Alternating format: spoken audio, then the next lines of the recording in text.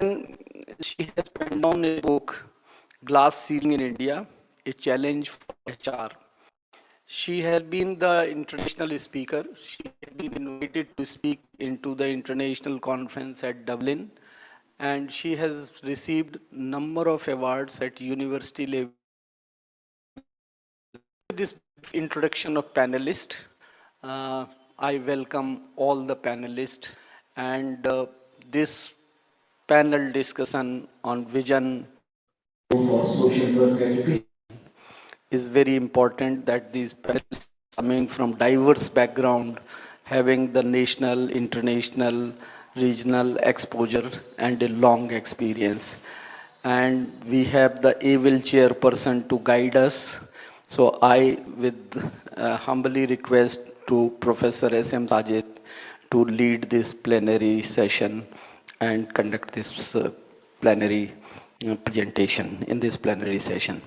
I have received a request from Professor Shahjahan that he has to leave for his university meeting at 11. So I think you might have to change a little order. And similar request I received from Professor Venkatpulla. So I just forward it to you, and please accommodate their time as you decide. Thank you very much. Okay, very good morning. I hope I am audible to all of you. Please confirm.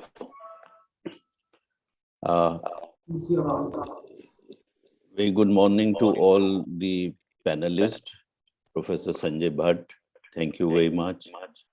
INPSWA, I'm personally grateful for the award which has been conferred on me. And I think this is an award which has been conferred on the community of social work educators in India and abroad.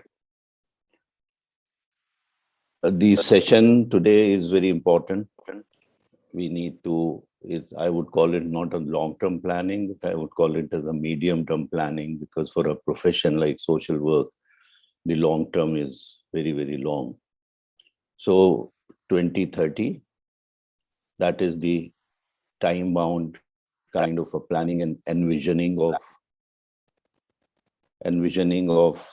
the social work profession in general and social work education in particular.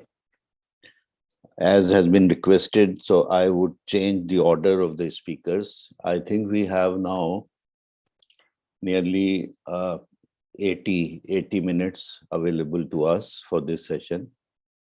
And I think if I include myself for speaking, then we have 5 speakers. So I would like to devote 12 minutes to each of us, which will make it 60 minutes. And because though it is not very customary to have question answer session in plenaries like this, but I personally feel that without a question answer session, I think any kind of an academic and intellectual dialogue remains incomplete. So with your permission, all the panelists, I will devote the last 20 minutes or so for some quick questions, particularly from the young participants among the students. The order I would change then accordingly. If it suits everybody, I would invite first Professor Shahjahan, then Professor Venkatpulla, then Professor Ghandi Das, and then Professor Bhavna Mehta. And then I'll keep my comments for the last stage, so that I am also able to avoid any repetitions and speak the minimum which is required. So thank you very much. I think straight away, without much ado, I would request Professor P.K. Shahjahan to address the gathering over here. Thank you very much, Professor Shahjahan. Thank you, Professor Sajid. So kind of you to accept my request.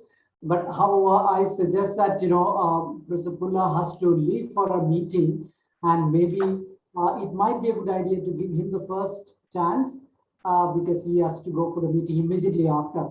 Is that okay, Professor Sajid? Because he has written. Okay, I thought that you were the first to go, but then if it's kind of you, so I would request Professor Venkatpulla to be the first speaker and you be the second speaker. Thank you so much. Yeah. Can you all guys hear? Thank you very much for this. Can the technical team give me the share screen button, please? I just have 5 or 6 slides to talk about.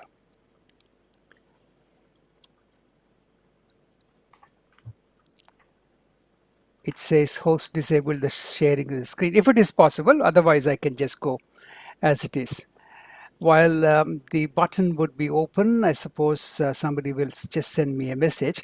Professor Sajid, congratulations to you. We have not met, but at some point of time on my next visit, I would definitely make sure that we will get to see you and we will meet you.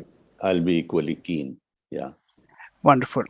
Now, Shahjahan, it is very kind of you. In fact, you were the one who's going to a lecture, whereas I'm going to a typical neighborhood meeting. You know, in COVID-19, we have not had many meetings with the neighborhood, and I happen to be a reasonably elder fellow here, so I needed to go. Thank you very much for giving me this opportunity, all of you. Professor Gandhi Das, congratulations. You have been a tower of social work in this country, in India, as well as in Australia and New Zealand. You haven't left your mark in the Pacific region when you always come here. And I think you really deserve the award. Professor Shahjahan and other colleagues, including fellow panelists, I kind of believe that India's educational vision for 2030, particularly if we are to refloat that for professional social work, a large number of that is quite achievable, and I know it would automatically mean a few things we might have to rejig and a few things we might have to review. And yes, so what I was thinking was, is my first slide visible? Yes, it is. Okay. If my first slide is visible, which is possibly India's Educational Vision 2030, Floating Professional Social Work Within. That's a title that I've given to this, and I'm hoping I will be able to take you not even 15 minutes. One of the things which Professor Sajid would do, obviously at the end, is to collate all our views and to ask, I suppose, ask us all again, where are we today? What can be achieved and what needs to be done, very much within the social work arena. And I feel that a few of these slides may be on the economic and the social paradigms that we already have within the country, but they would also give us a little bit of understanding where we can push social work in. You know, India will have the largest population in the world by 2030, not only just population, but also in higher education. There's also a scenario where we seem to be seeing urbanization will also be increasing by 2030, and as such, educational opportunities will probably have a further demand. Now, when people start talking about the GDP questions, and then you can easily see India happens to be the second largest GDP provider as far as the world is concerned in 2030, and we automatically, obviously in many other aspects as well, we will be taking over US in certain other areas. Where does social work fit in?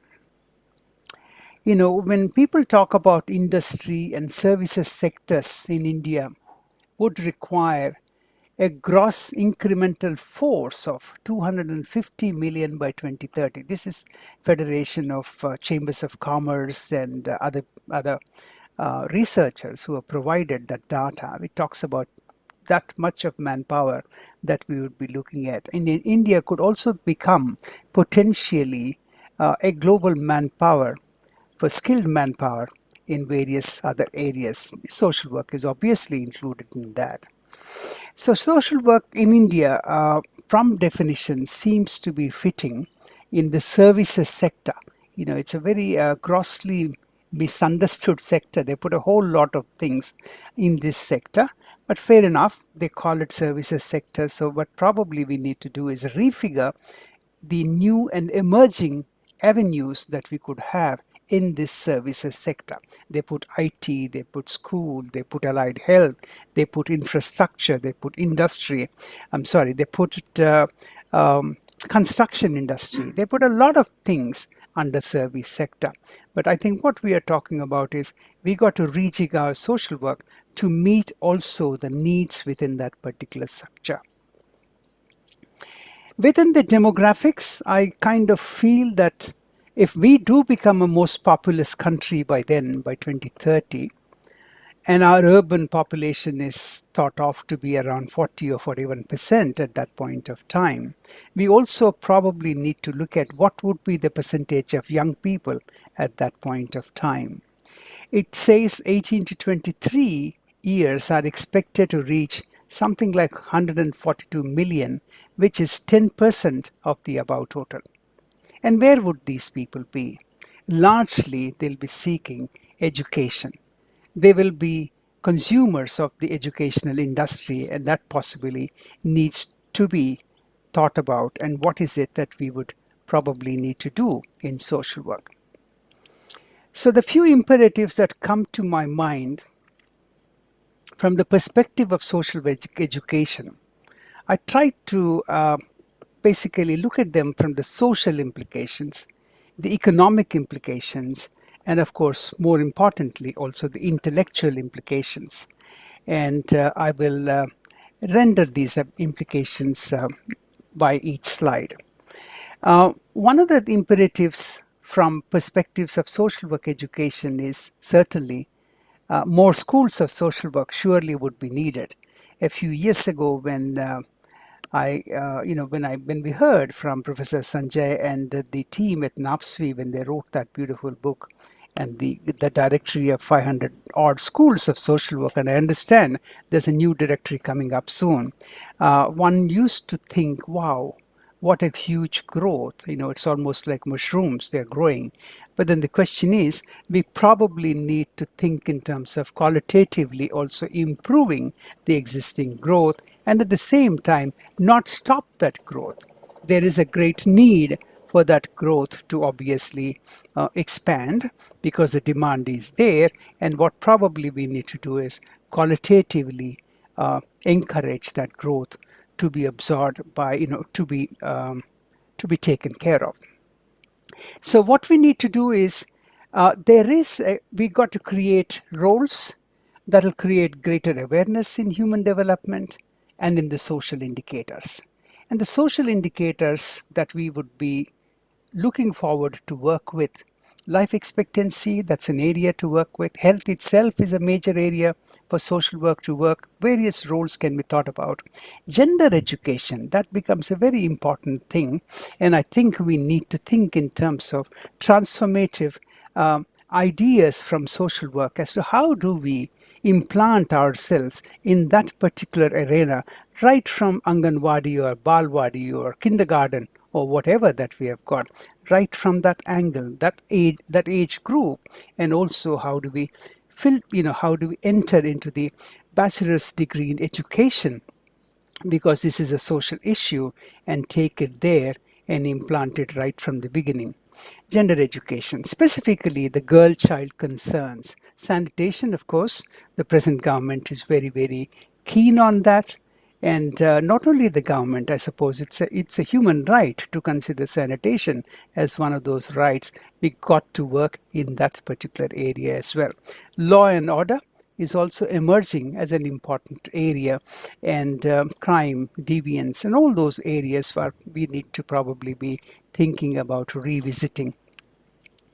Imperatives from the economic perspective for social work education, I look at it that we probably need to have job-ready manpower at various levels, imparting educational skills that enable students to become even entrepreneurs. We need to think in terms of how do we bring a certain level of managerial information, managerial qualities, and skills maybe also into our students That would be one of the things. Enabling higher education graduates with global skills who could be employed in workforces world over. It is for sure that the rest of the, irrespective of what the country's, conservative ethos may be, the globalization and a lot of young people from the country to be moving overseas is just going to happen. So we might as well do something in order to fit in and to provide what we otherwise called in statistics a real good fit.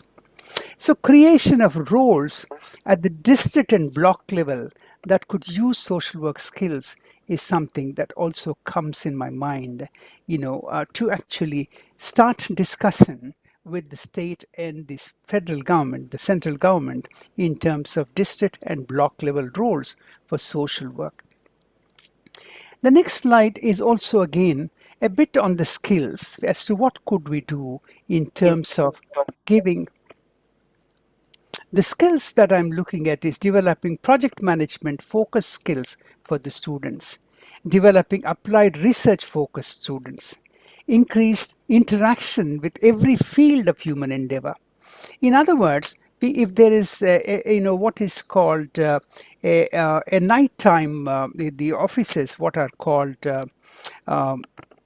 online conversations people do, and there's also these telephone exchanges that are happening. There are various places where people work. There are roles that we need to think about. What could be a social work role? What could be a counseling role?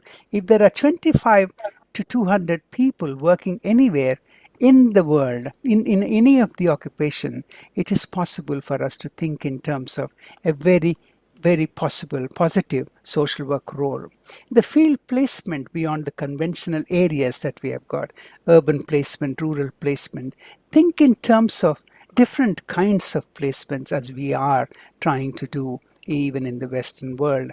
Even during pandemic, we have had placements around the world in a different way, in a different context. So there's some creativity that needs to be brought in the field placements.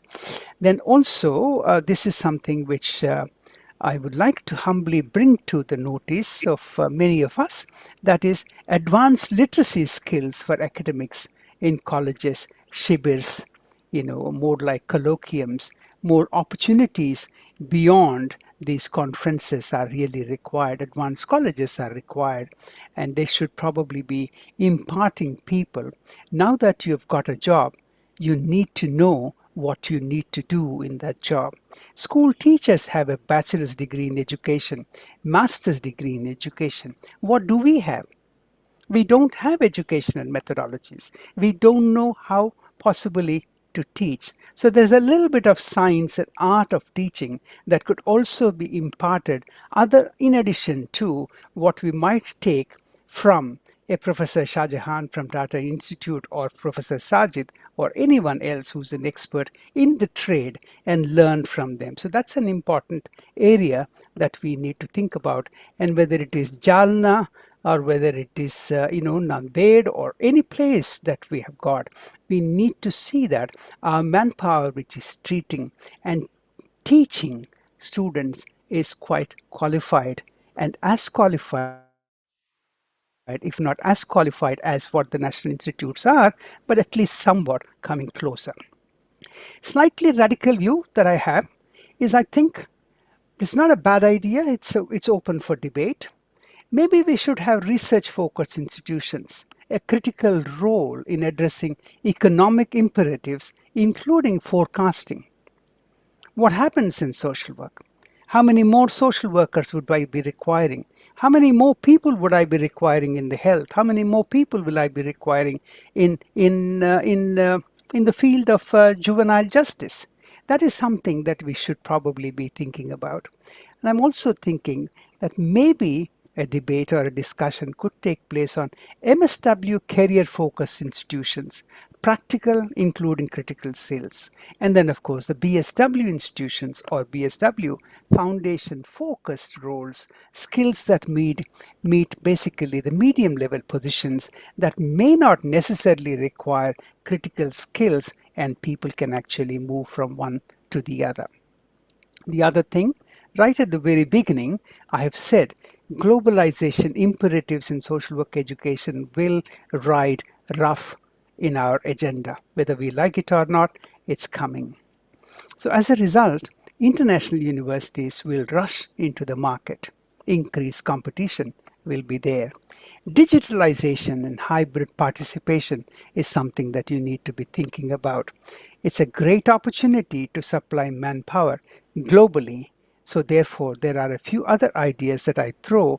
I know some conservatives within the country may not think that that would be a right thing to do, but you just have to face the reality, the tsunami that we have seen in the earlier stages of social work education actually going into 500 schools.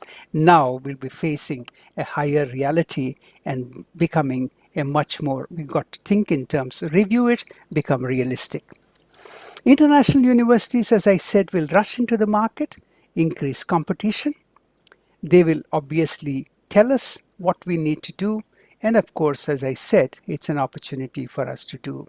The other implication that I also see within 2030 would be, I think this is NAPSWI's, this is the first experiment, NAPSWI's national conference. When people were planning and they were talking about it, I just said, open it up in Hindi. And in fact, if possible, within that particular state language as well. So we've got already a bilingual mode. If France could do that, Scandinavian countries could do that, everybody else can do that, why not we? Let's take pride in the regional and vernacular teaching and provide that literature as well. I think a national curriculum accommodating the regional variation is something that would certainly be required, and we probably need to think in terms of innovations, a faculty exchange within the country. People are very enamored with faculty exchange from international universities. Why not? Let the person concerned for 3 months or so go away and teach somewhere else. Something with creative thought can always be supported. First, float an idea, give the intention, and I'm quite sure there will always be some sensible bureaucrat who will buy your idea. India, the other implications that I can see, because I had probably less than 20 hours notice to participate in this, and I couldn't really think as to whether what is it that I would be talking about. Working with aftermaths of natural disasters is something that we need to be thinking about. How do we ensure that people don't go back to the same areas to, relive? Is there a possibility that if they have to continue to live there, could there be some other innovative mechanisms by which they could be looking Professor after themselves? I'll take Professor one more minute. Venkatpulla, yeah, Yeah. please conclude. One more minute. Working on gender discrimination agenda, beginning school social work, thinking about human values, national pride, patriotism. These are some of the areas that I'm thinking about. Well, I know the slate can never be filled. There's always space on the backside too. Emerging areas, home care services, disability supports, the sector of aged care, post-disaster management, public health interfaces, social education, human values education. That's the kind of ideas that I have got, and I would probably leave that for some more people to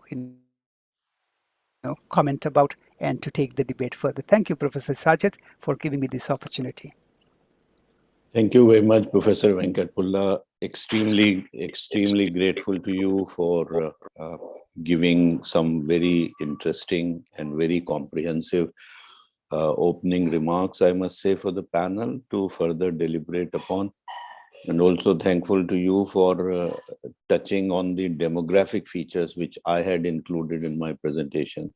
So you have saved a lot of time for all of us here. Starting with the demographic changes and the kind of a population situation which is going to emerge in 2030, I think, and then that is against the backdrop of which we have to prepare ourselves. Social work is largely with human beings, with people around of different ages, different races, different ethnicities, different backgrounds. And you have touched on various dimensions in which social work has to focus. including the human rights perspective, which needs to be strengthened.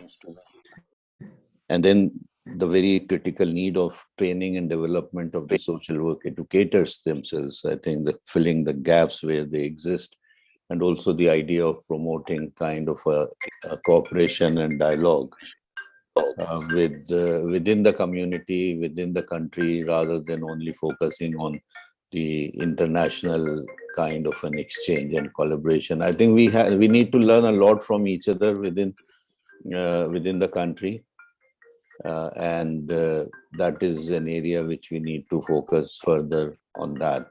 So with that, I would request Professor Shahjahan to take over the floor and then address us with his thoughts on the subject.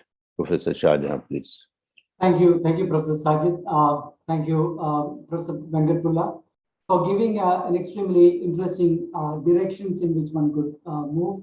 And I really appreciate that you mentioned about some of the core areas, including the global skills and the aspects of demographic features and directions in which the institutions of social work, as well as the education of people move in a global context. Without taking much time in introducing anything, a simple thing which today I wanted to talk about is the need, highlight the need for reinventing the social in social work in the context of a global reset, I would say.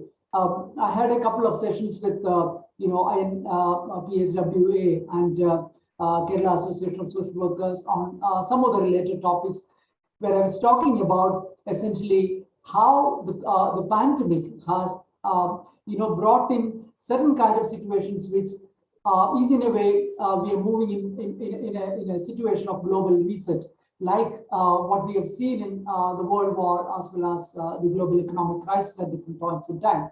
So keeping those kind of things, situation in mind, I feel that we are going to go for a global reset. And that global reset is something which is going to affect locally in each of us in the communities.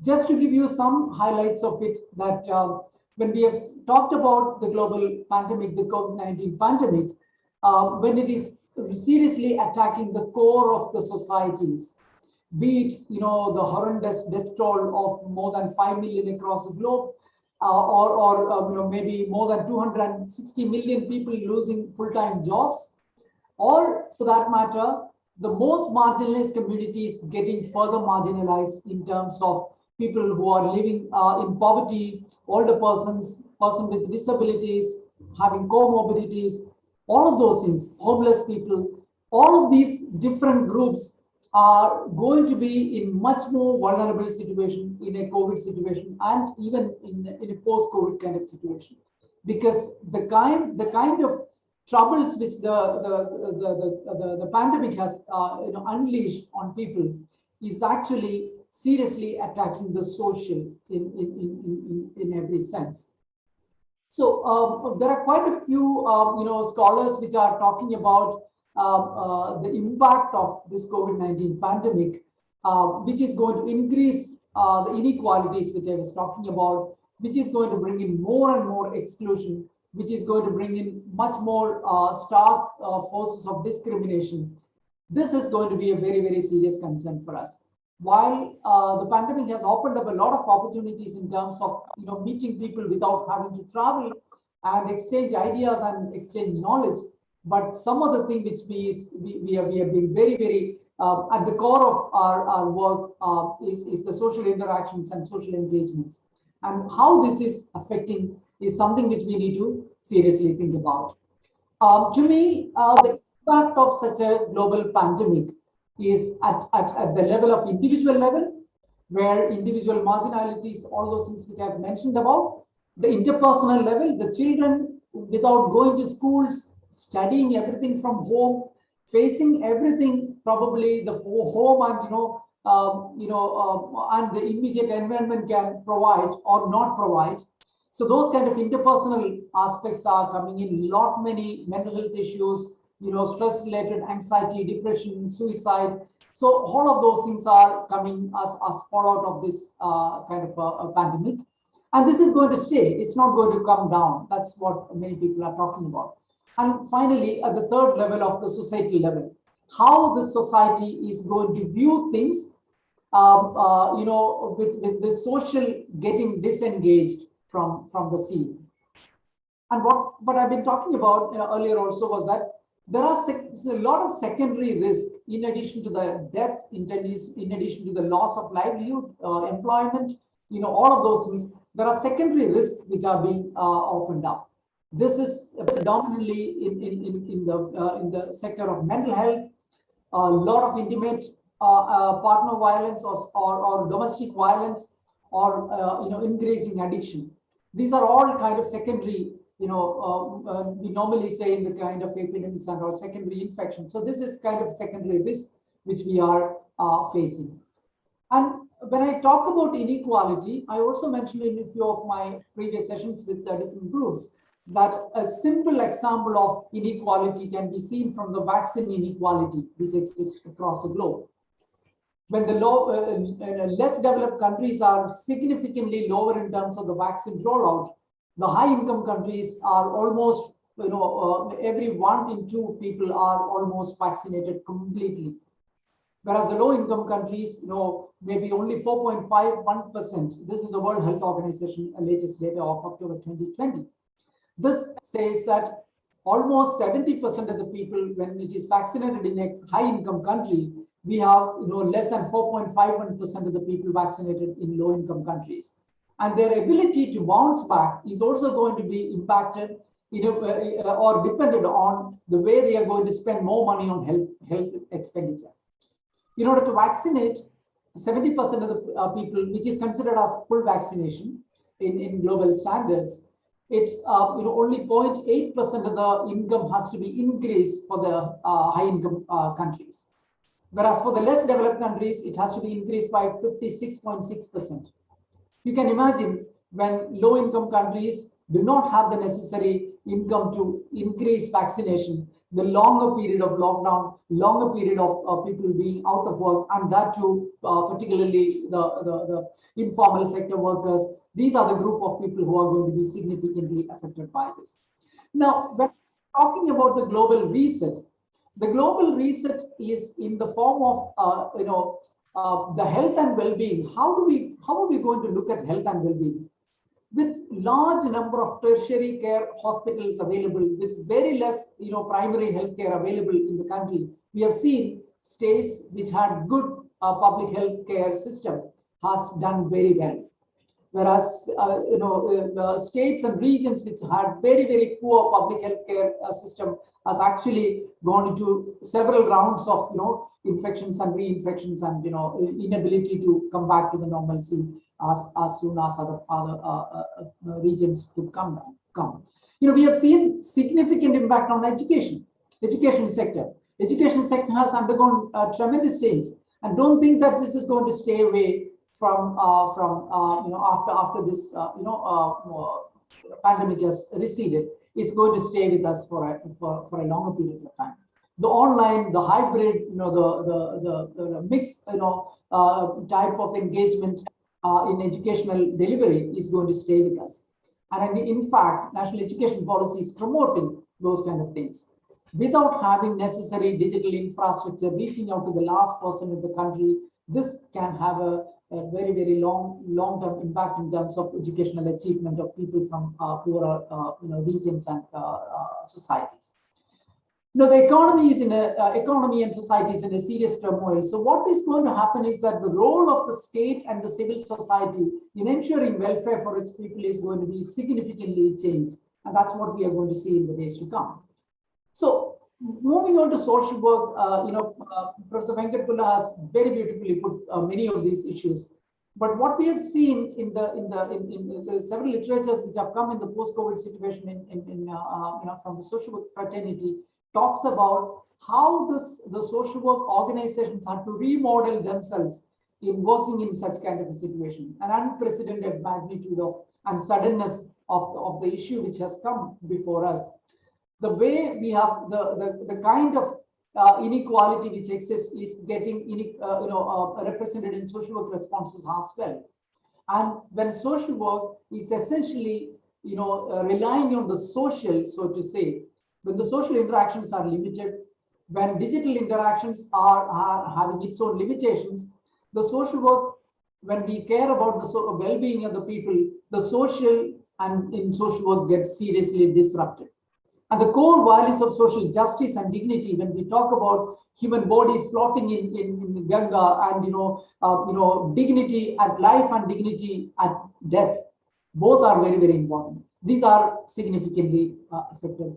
People who are informal sector workers or the migrant workers have to walk kilometers to reach their home, to have no opportunities of livelihood in their home. The reverse migration, which caused such kind of tremendous suffering for people, and deaths on the way while traveling as well. So there are a whole lot of implications of this in the social work sector.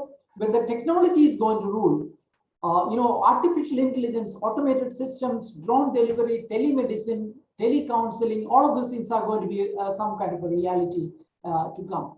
But when there is a series of inequalities, unequal access to technology, this is going to increase, or this is going to limit our ability to reach out to the most marginalized people, which is a core concern of social workers. So these new age technologies must ensure that nobody is left behind, as the 2030 agenda tagline talks about. So when we have been talking about digital divide, and this kind of a lack of access to digital technologies for the poor is going to bring in something called digital poverty. And in that process, what we are essentially doing currently is we are digitizing the social. The social interactions are being digitized. When you are taking online classes, you say that, oh, children, you come to the online class and you have interact among your students. That's how, what we are doing is digitizing the social. But what we need is socialize the digital. We need to, we should not digitize human relationships, but we should socialize the digital. The digital world has to be socialized, and we need to bring in the social perspectives. How we can bring in, strengthen the social in digital world as well need to be looked at. So the idea is not moving to digital, but moving with digital. In a way, we are socializing the digital. So I'll conclude in the next 2 minutes. The idea is that the social work need to find new ways of identifying the new problems which have emerged in the post-COVID situation. We need to adapt to the new environment of people being maybe more or less comfortable with the digital world, but at the same time, large number of people being excluded. How do we ensure that the social justice is ensured? How dignity is maintained? How human relationships are valued? And social workers need to grab this opportunity by acquiring new skills. Professor Pulla has mentioned about this global skills. It is very, very important.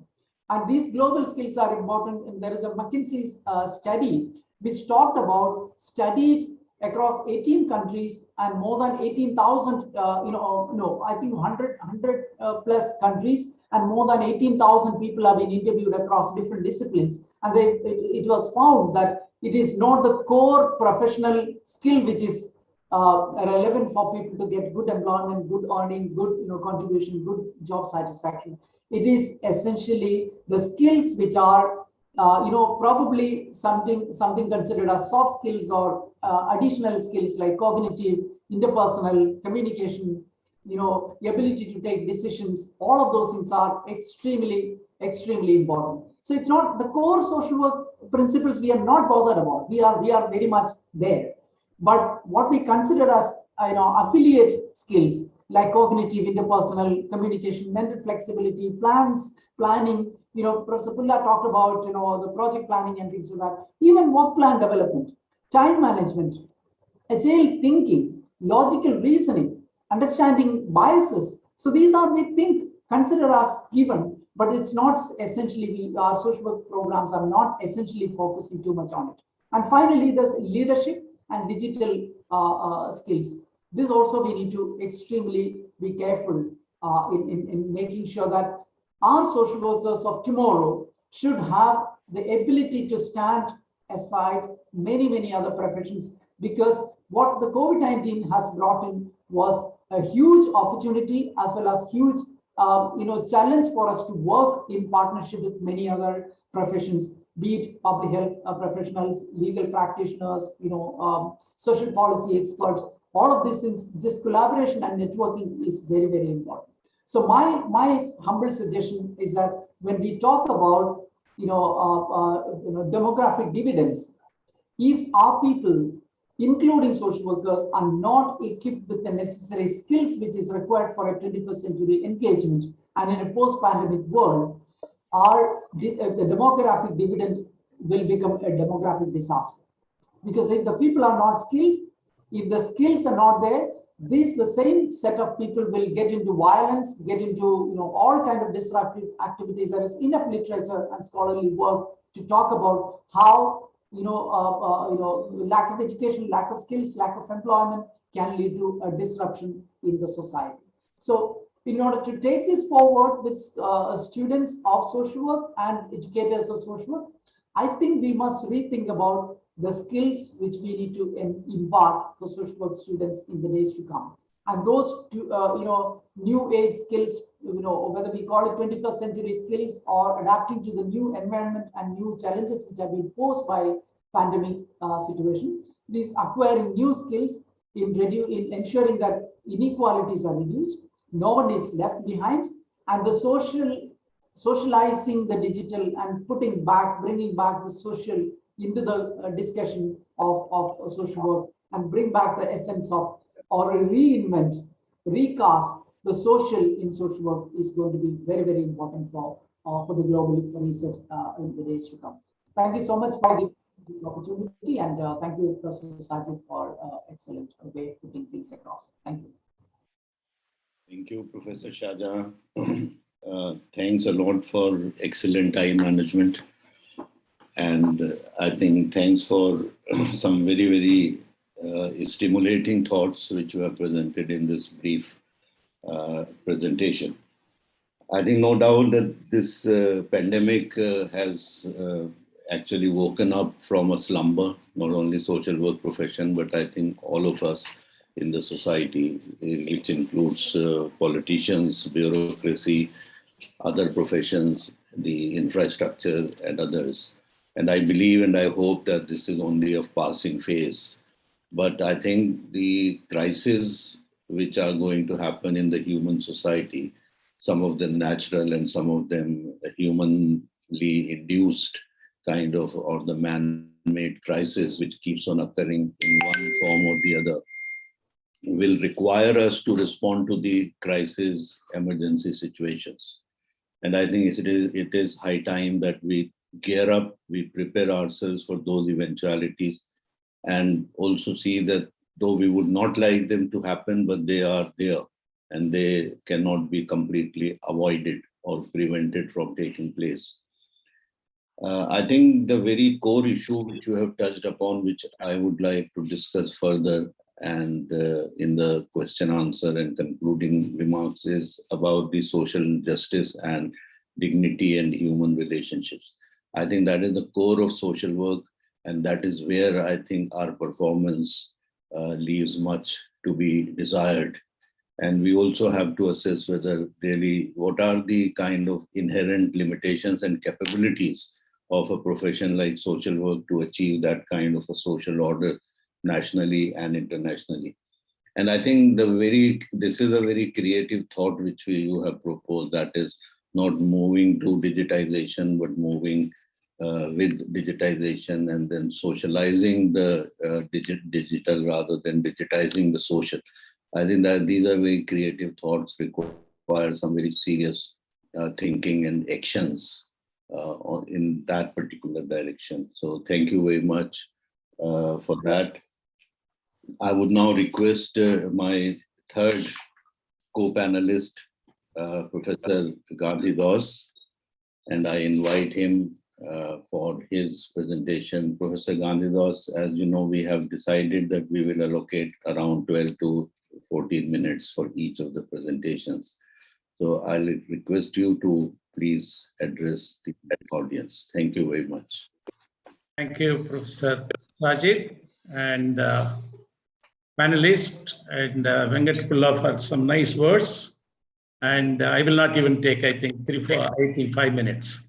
I have about 4 points and 4 points for 4 issues and 4 suggestions, which are somewhat touched by Venkat. We are contemporaries, so we think alike, I suppose. I just start with a small mullah story. Mullah in one of the scene was sitting on a donkey, rushing from one side of the city to other side every day. At one point, people asked, Mullah, what are you doing? So much fast you are running from this end to the other end, Mullah said, I bought a new donkey. If I tell the donkey go west, it goes east. If I tell the donkey go north, it goes south. So when it goes north, whatever work I have, I finish it. So I come back. So when it goes to the other side, I have a list of work that I have, so I finish it. Sometimes I think in social work, we were rushing this side, that side, opposite directions, and try to finish work rather than doing something. Therefore, my question is, what social work we want by 2030? The same social work? Or it should be different social work.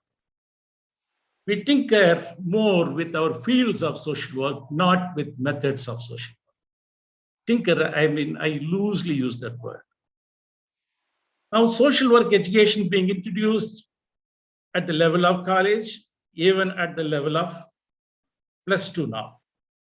We complain that it is being diluted since people don't know this course. So still, they try to talk to the +2 people. The more they explain, the more they confuse. I said, whenever I have opportunity, I go on with the permission of the teachers, sit in the class. Before pandemic, I used to go and sit in the class, spend an hour with the young teachers teaching. I won't make any comments. I'll come back and make small notes. This is what I found. They don't know, even in PG, how to introduce social work to our students. I think somewhere Venkat touched that point. Therefore, we have a weak teaching methods, and our teaching method in method courses are very, very weak. The field work is in shambles. The faculty don't visit because there is no funds. Even there is funds, there is a politics. And agencies are not there. Therefore, this is the simple situation in which we live today and talking about social work improvement. Therefore, I have just 4 points. We must have what Venkat said in some point, but I make a little more specific point. Yeah, video audio clips from people like Sajid, Venkat, anybody, which can be displayed in our own vernacular languages to students, how to understand what is social work. That's all, nothing more.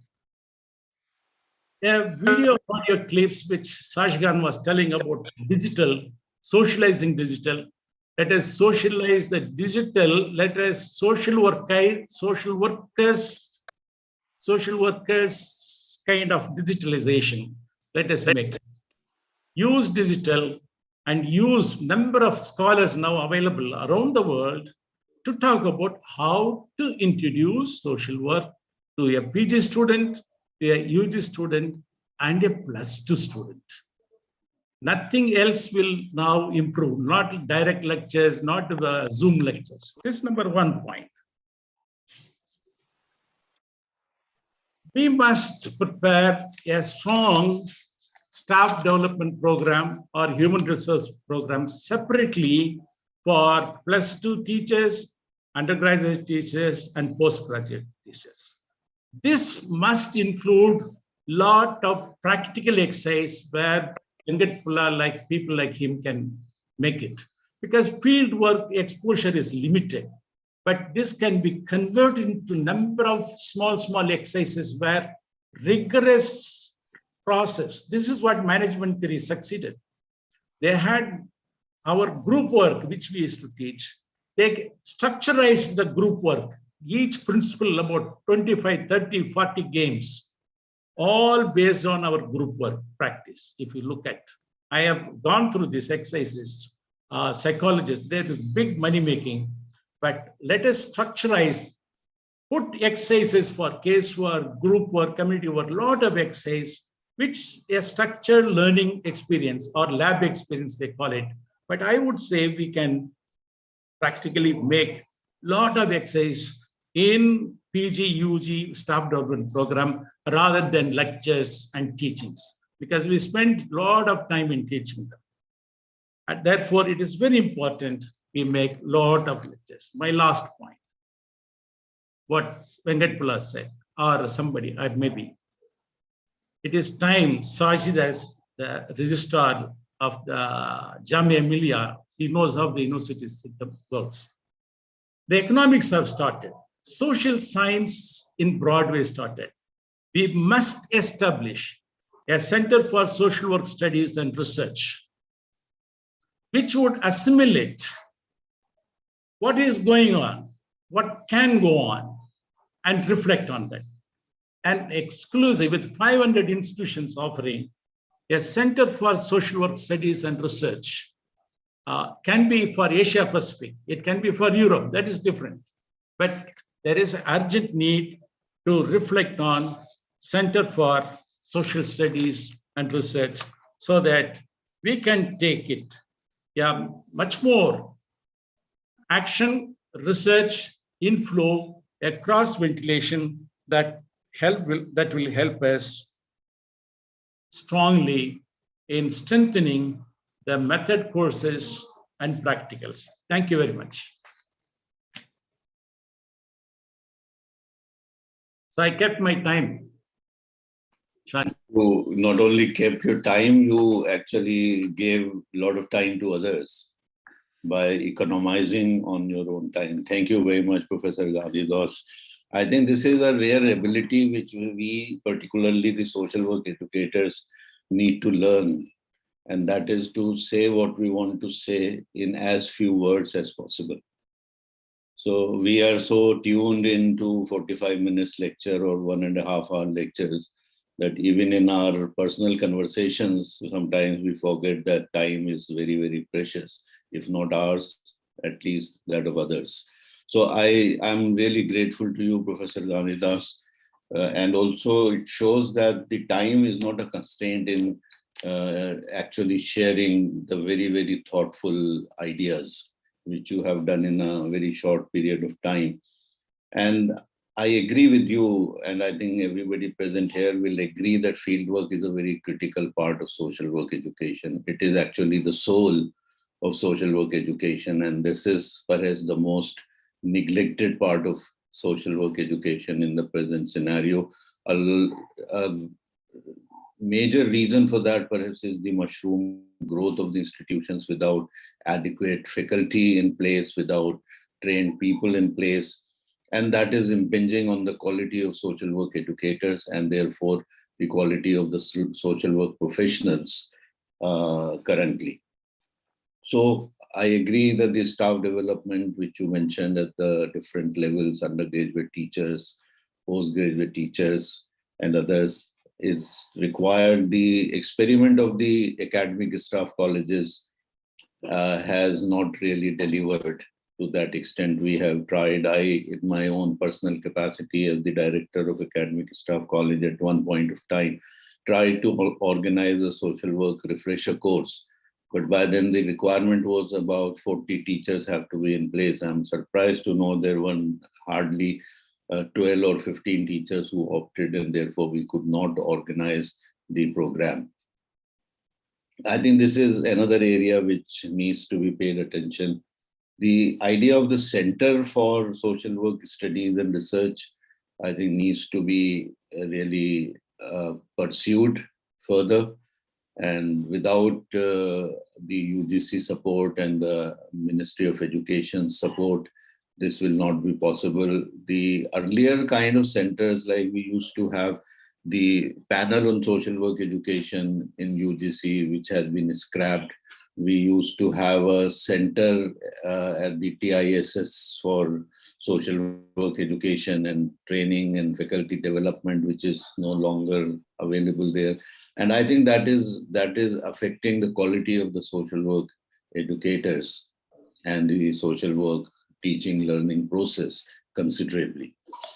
So I hope that with the social work council, which is in the offing, which we hope will be in place soon, these ideas can be taken up more forcefully. But I think apart from that, the social work fraternity has to rise to the occasion. Social work fraternity has to look inwards and has to really look at some of the things which I'm going to mention in my concluding remarks. Yes, you want to say, Professor Ghandi? Yeah, with Center for Social Work Studies, I'm not looking only India, just like that. Like it can be located for SAARC countries. Yeah. There are funds available in SAARC countries. I think the idea is very good. Yeah, and we can locate it in Japan. They have a lot of funds. It can be located in Singapore. So it can be Center for Social Studies for Asia Pacific or Asian regions. And this is what I think I wrote a small notice there. I thought I will circulate with somebody, but I think Venkatpula can improve. We all can, some of us can improve on that. It can be located for a little more broader so that we don't bother about UGC and other things, which will, this center should be free from clutches. That's my request. Wonderful idea. I think this can be taken as one of the tangible outcomes of this Congress. So if you share this idea with few of us, we can follow it up, draw a proper proposal for that. When I was establishing a Nelson Mandela Center for Peace and Conflict Education in India, we mooted the idea of a consortium on peace and conflict studies and sharing and pooling the resources which are available for the training, for methodology, for literature, for curriculum, etc. I think the similar idea can be mooted of that kind of a consortium on social work, education, research, and practice. And then also, I think with the advantage of the IT and technology and digitization, I think things will become easier. We can think of optimally utilizing these kind of facilities to the advantage of the young teachers as also for the young scholars and the students. So thank you very much for mooting that idea. We will look forward to having received some kind of a follow-up note from you, which we can take it up further, either individually or at the platform of the INPSWA or whatever you prefer to do it. Thank you very much. And now, I'm sorry, Professor Bhavna Mehta, to keep you waiting for that, but I think it has its own advantages also. So I right away invite you to have the floor, which is all yours. Thank you. Thank you, Professor Sajid. It is always a pleasure to listen to people like Professor Venkatpula, you and Professor Ghandi and Shahjahan. I think a lot has been said, and this is in a way an advantage of being a last speaker, quote unquote, because I know you are going to make a concluding remarks, but a lot has been already initiated in terms of demographic dividend and digitalization and digitalizing the social and what Professor Ghandi also talked about in terms of establishing the center. When I was looking at, building a vision 2030 for social work education, I, started how it started in India. My entire thought process went to there, and then to my own faculty where I belong to, and because we were set up during the independence time. And when we were discussing at our faculty level, when there were no mandates, quote unquote, that we had related to social workers per se, our Constitution of India became our mandate, upholding the values enshrined in our Constitution in terms of social justice and human rights and fraternity and everything. And that is where we thought as a social workers, that is what our mandate is, and we should be upholding the value of international documents like Human Rights Charter, as well as our Constitution of India's whatever principles that we talked about and the vision it had. And the social work education had to be amalgamated to, in terms of reaching out to those goals. So when I was looking at building the Vision 2030 for social work education for today morning discussing, and Professor Sanjay Bhatt was very kind enough to share some of the documents related to Vision 2030 that we have as a country. At the same time, at the international level, what we are talking about in terms of sustainable development goal as a vision, and how we can make our social work education more in alignment with meeting those already declared visions of the country as well as of the world. And as a social work educators, how do we respond to that in our education? So that thought process I started with, and of course in that the main gear point was our national education policy, which definitely talks about the new national education policy 2020, talks about professional education. So what does that talk about, and how sustainable development, reaching that with vis-a-vis what do we do at our social work education institutions. And in that process, as an educator, my main focus has, as we all know, one is our theory building, second is our practice building, and third is our research building. So how do we make, what would be our vision in these three areas, keeping all this what has been already spoken by Professor Venkatpula and others in the beginning, in terms of what is happening in the world over, in terms of disasters, in terms of COVID, in terms of digitalization and other things. So what do we look at in terms of our teaching theories and practice as well as research? And that brought the entire discourse of indigenization. When I was a student in 80s, my teachers also talked about indigenization. They talked about that we need to write, we need to develop our own models of interventions. And we know as a country today in our own fraternity, there is a group of people who are talking about the Bharatiya Karan. Now, I'm not going out towards that Bharatiya Karan, what has been discussed, but in terms of indigenous model of practices that has emerged over past 6-7 decades of practice in our country, and how do we include that in our own teaching? That I think is a big challenge, because what we teach in terms of our casework, group work, and community organizations models are still very, very much Western. Of course, social action models that we find do have Indian touch, but we need to build in terms of our own theories related to casework, group work, principles, and how it gets translated in the context of Indian system and Indian culture. I think this is that would be the vision for me, that by 2030, we would have someone from Indian casework, model that we would be teaching in our classrooms. So one was indigenous models. Second, of course, which was talked about others also in terms of inclusions of rights and issues of the entire new groups, that has emerged in terms of LGBT community, in terms of third gender, in terms of people, migrant workers, issues that we have seen so many drastically in the last 2 years. And how do we beggary has become one of the very, very prime, and I'm so very thankful to Kaushal and Tariq, which has become a kind of a model right now in the country. Like in our city, yesterday we had a meeting with the mayor of the city, and he said that the city's vision in next 2 years is to make Vadodara, beggar free, and we should have shelter homes for beggars and other things. So how do we include all these processes into our teaching and develop it as a model? So that was another vision that was in my mind. And the third, of course, I'm wedded to, ever since I'm into the field of social work practice, or as a woman, in terms of using gender lens. I wouldn't like to, look at gender discrimination as a separate arena. Of course, it's very, very important. But in anything that we do, where is the gender lens?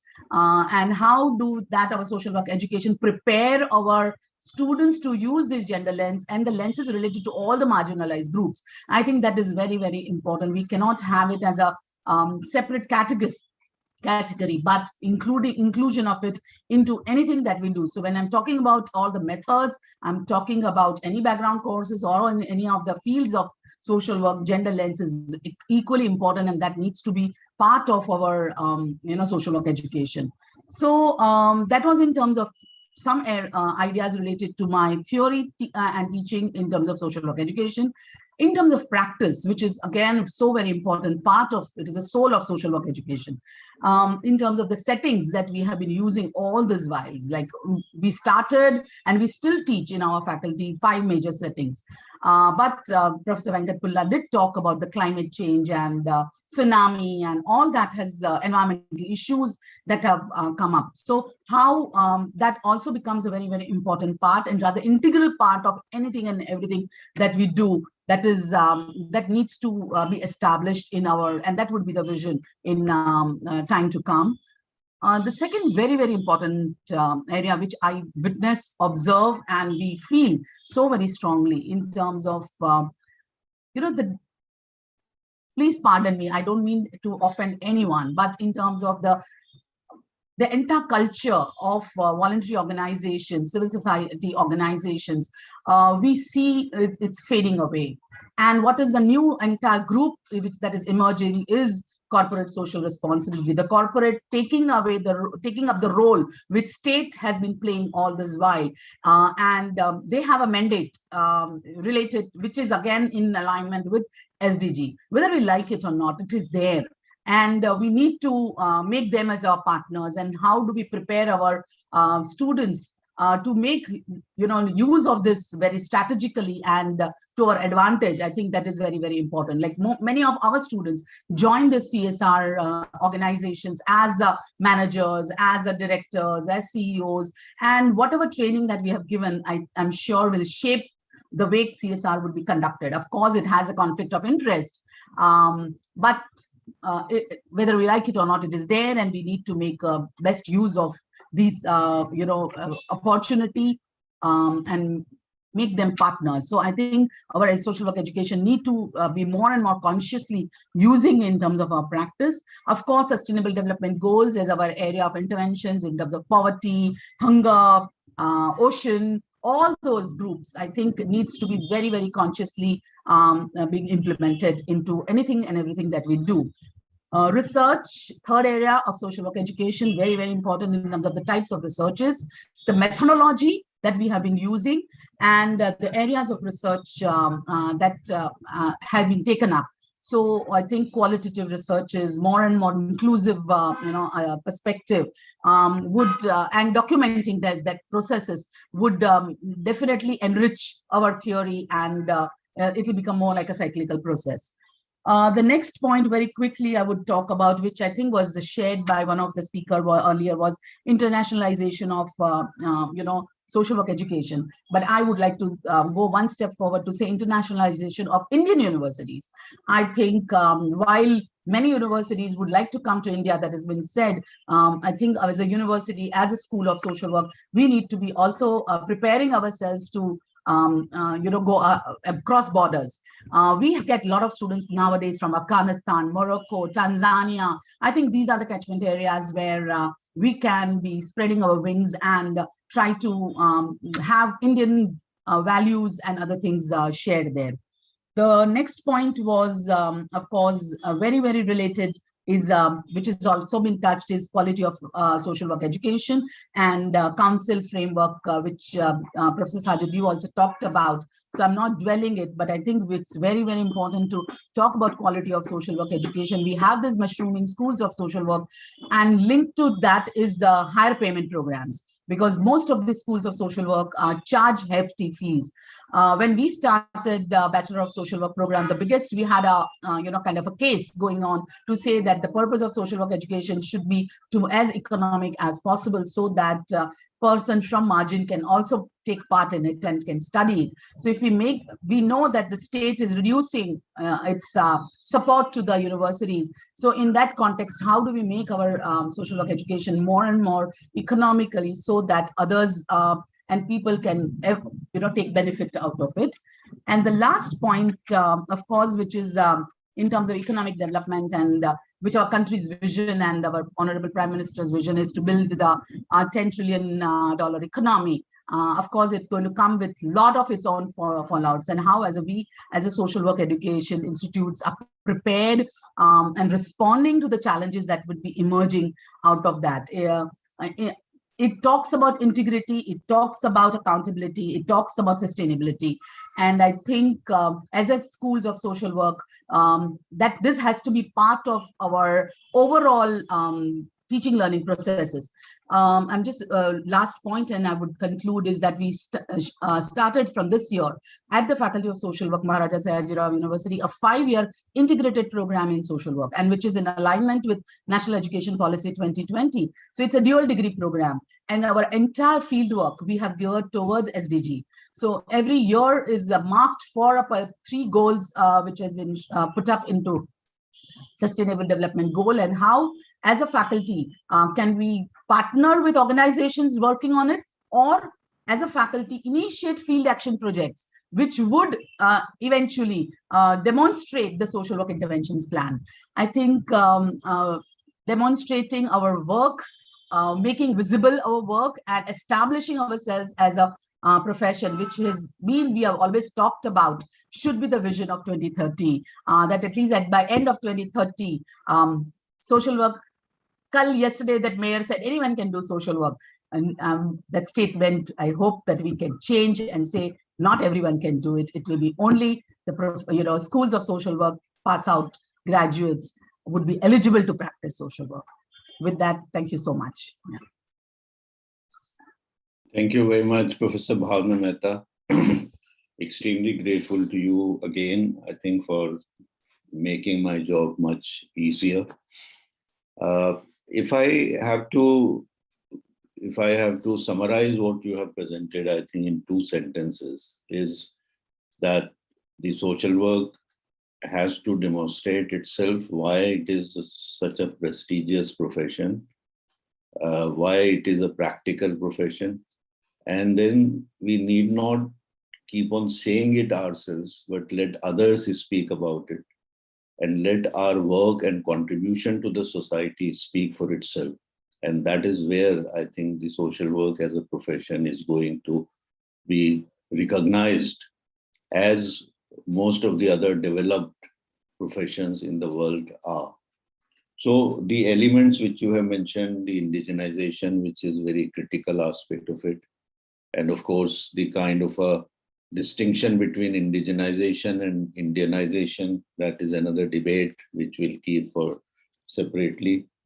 Then the kind of changes which are taking place in the society, you very aptly mentioned about the civil society organizations withering away, and then these are being replaced by corporate social responsibility as a phenomenon, which is, I think, to my mind, is not a very healthy development and needs to be checked. Internationalization of Indian universities, and then I think from that point of view, I personally feel that we need to do a benchmark with the best of the institutions around the world. And that should be our strategy of internationalization, even if that doesn't mean getting international students or doesn't mean reaching out to the other countries in terms of that. But I think that standard of international social work education and achieving or getting closer to that is an important part of it. So we have now left, as per the time given to me by the organizers, though the stage was handed over 10 minutes late. So I can afford to take the liberty of ending 10 minutes late, but I would not like to do it because that will derail all the other sessions. So I would like to present some of my thoughts in very brief, and then open the session for taking a few of the questions, though I haven't seen any questions as yet in the chat box, which I would prefer to do it rather than addressing from the floor itself, because that takes a lot more time than required sometimes. So if based on the presentations and based on the thoughts shared by my very esteemed colleagues about the subject, I think 2-3 points which I would like to mention as part of my my thoughts and my ideas. I would avoid the demographic part of it, because that has already been very aptly taken care of by Professor Venkat Pulla. One thing is very sure, that the size of the population is going to be 1.5, 1.6 by the projections.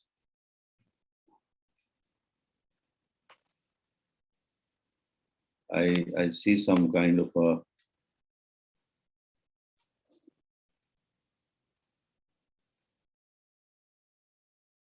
okay, sorry. So the size of the population, the demographic features are going to be different from what they are currently, in the sense that the size of the population is going to increase, the size of the elderly population is going to increase from what it is now, and therefore the size of the younger population after 2025 is going to decrease. The sex ratio is going to improve further. Around 950 is going to go, as per the estimates available from different sources. The infant mortality rate is going to come down from the present one. So these are the trends which are also the positive developments. But I think this is one aspect in which social work as a profession, and consequently social work education to train the professionals, is going to gear up itself. That is one part of it, but that is not the whole story. Some of the current challenges, I think, are going to get further aggravated in the times to come. And like, say, for example, what kind of social work is going to be emerging in view of the changes which are going to take place? The economy is going to prosper according to some estimations, though we have realized that the economic kind of predictions have found to be a very hazardous kind of a job, even for the most sophisticated and very well trained and established economists, because there are so many unforeseen and unforeseeable kind of circumstances and forces which can really make the predictions completely haywire.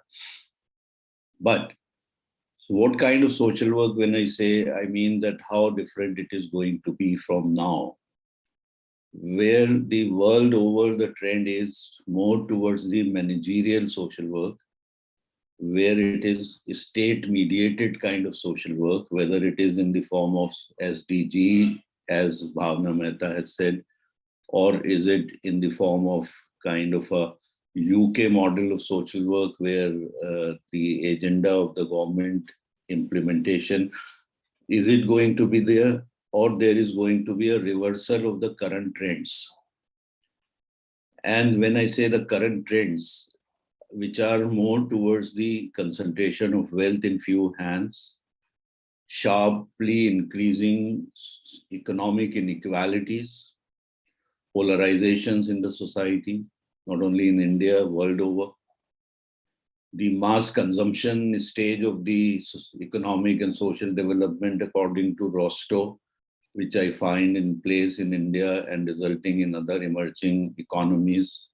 And of that kind of mass consumption stage of development, what kind of resultant social and economic institutions are going to be in place, and how they are going to impact on the human relationships.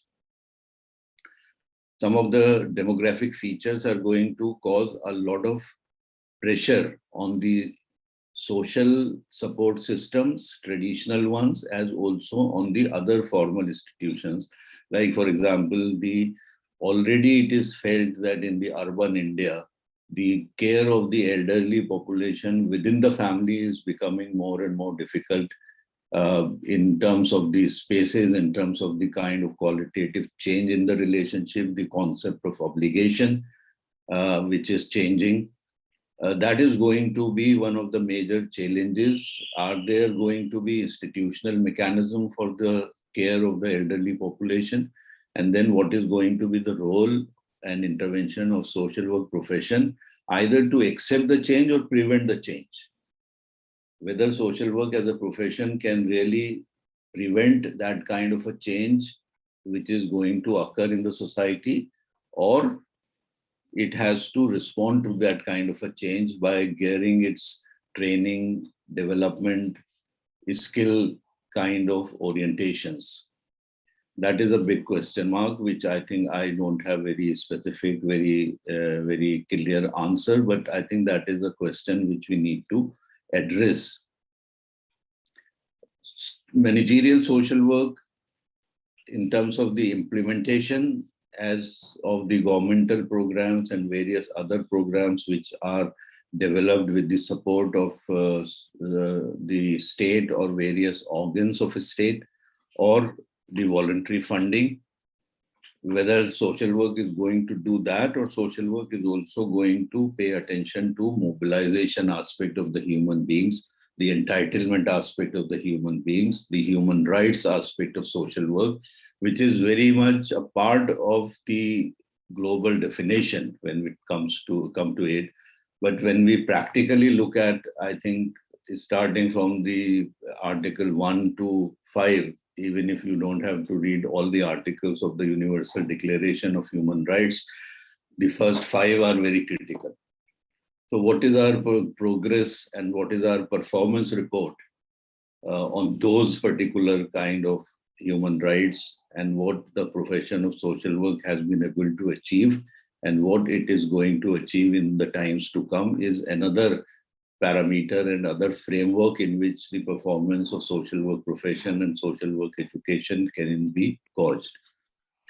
The pandemic, which we have talked a lot about, and we continue to do that for, I think, for good reasons, has also made us realize that the international order, which is talked a lot, where international cooperation, international collaboration, the kind of global solutions to the global problems which are being talked about a lot. But the pandemic has really exposed the kind of weaknesses which exist in the system. Like if I only look, if I only look at Article 22, 25, and 28 of the Universal Declaration of Human Rights, which talks about international social order and the cooperation among the nation states and members of the humanity, we find that I think that the practices were quite reversed. You know that many of the developed countries hoarded vaccines 4 to 5 times of the actual requirement in those countries. Is somebody trying to say something? There's some kind of an audio intervention which is distracting me. So my request is to please mute yourself if you are not speaking. That will be really very helpful.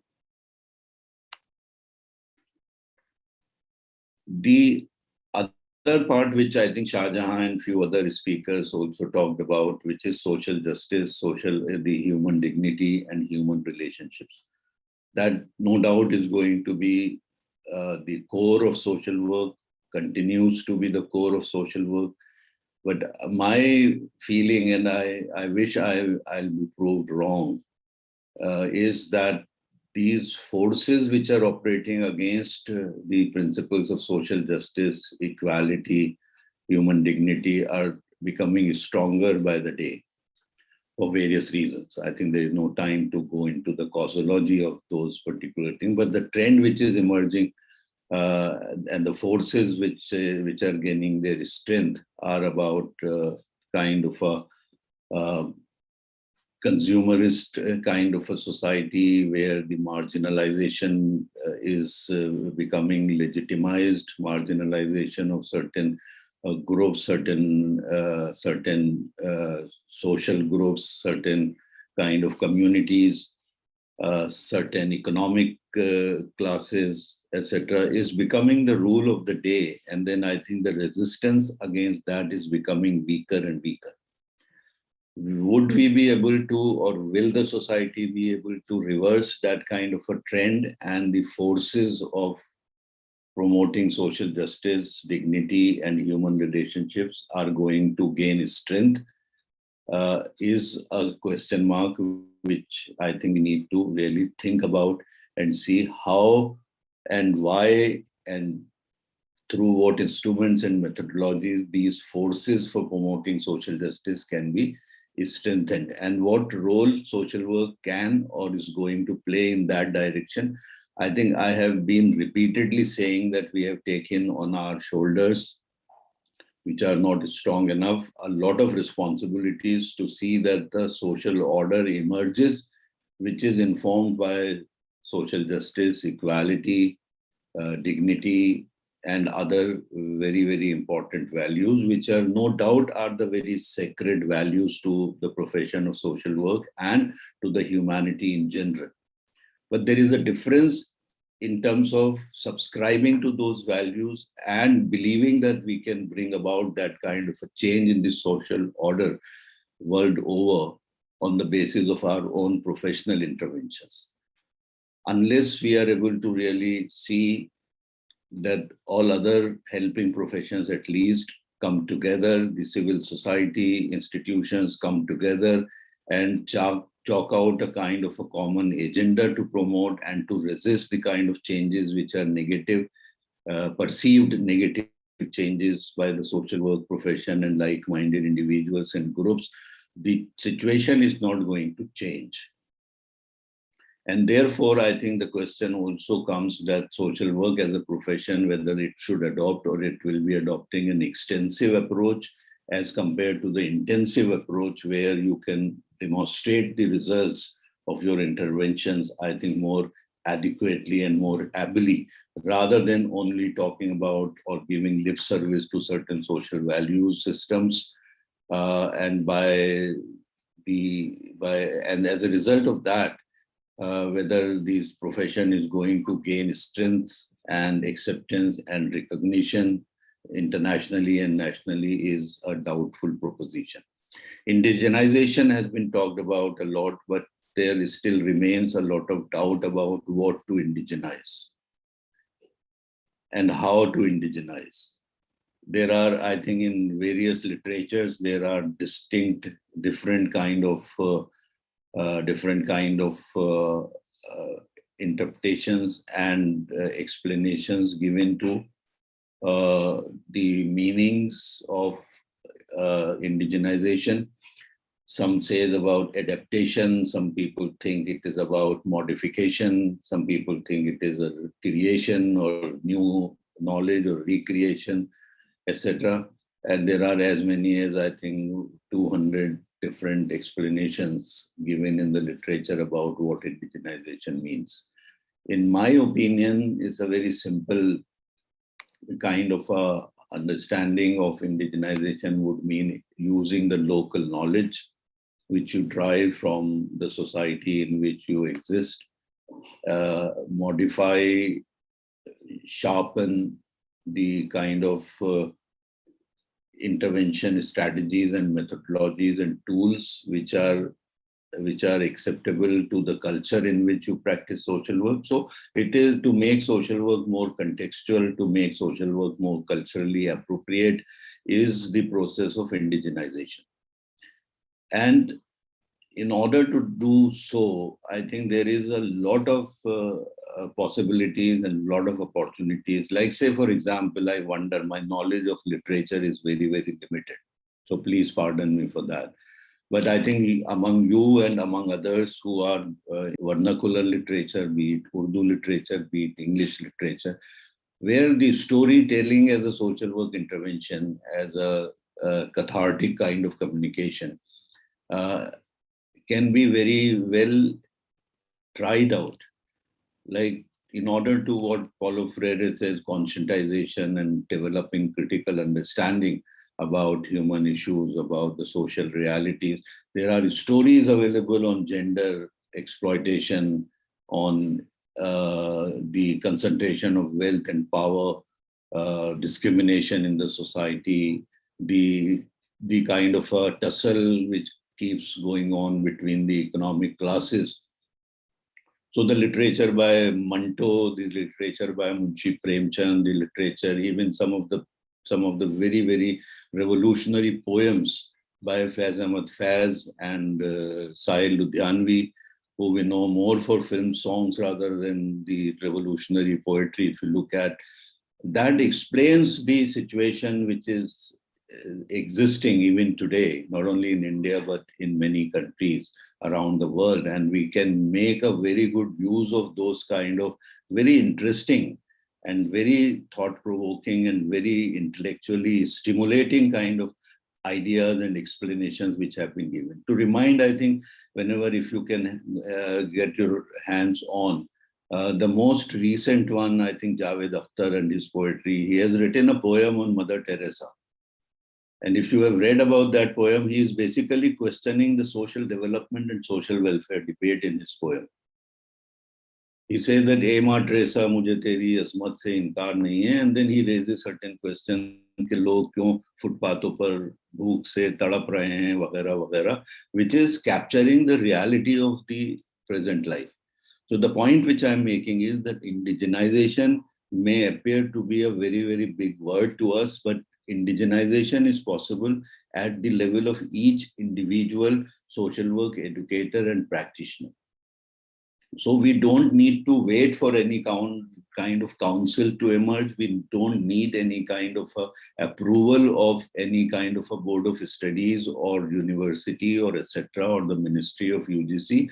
It is an initiative which we can very well start at our own individual level by resorting to a pedagogy which we are in complete control of in the classroom for teaching different nuances. That is one aspect. So highly specialized skill-based social work education is needed today. And I think the need for it is going to be further accentuated in the times to come, say 2030 or 2035 or 34, whatever year you take as a benchmark. The need for highly specialized skill-based social work education, which is well-rounded, which is also within the framework of the value system and the attitudes which are required. The pedagogy I've already talked about a lot, and I think that is where, apart from the pedagogy, what we teach and how we teach in the classroom, how we conduct ourselves in the public life, how we behave in the universities, and how we conduct in relation to our colleagues, in relation to our students, in relation to other stakeholders. That is what I mean by a role modeling role of social work educator, and practicing what we preach. The gap between, if we try to reduce the gap between what we practice and what we preach, I think that is very critically required. I'm very sorry to say, but there are live examples where we see the interaction of social work educators and colleagues and practitioners are not as they should be actually. And then the kind of empathy which is being lagged in the communication process, the kind of a caring element, the kind of sensitivity which should be a part of a very healthy communication is found to be missing. So we are being watched by our students all the time. We are being watched by the client systems. We are being watched by the people around us. And we have also been rewarded for what we are known for wherever the institutions, like I can say about Jamia only that the social work profession and social work as a discipline and people who are rooted in social work, trained in social work, have been respected by the university system by identifying colleagues from within the social work departments to be assigned different important responsibilities in the corporate life of the university, because they know that they are good at managing human beings and people at the workplace. They are good at communication and they are good with their knowledge of human relationships and human interactions. That is, I think, the strength and the core strength area of us, which needs to be further strengthened and highlighted. So I think I have spoken a lot, so I would not like to really take advantage of my position as a chairperson. There is a lot to say further about these issues, but I'm very sure that instead of speaking, only. We also need to write about these particular issues so that a wide consultation and a wider sharing of these ideas can be taken, and arguments and counter arguments helps us to further refine our knowledge and understanding of these particular issues. So thank you very much for giving me a very patient hearing. Professor Sanjay Bhatt, would you allow to have a few questions, or should we conclude this session? Though I did not notice any questions in the chat box.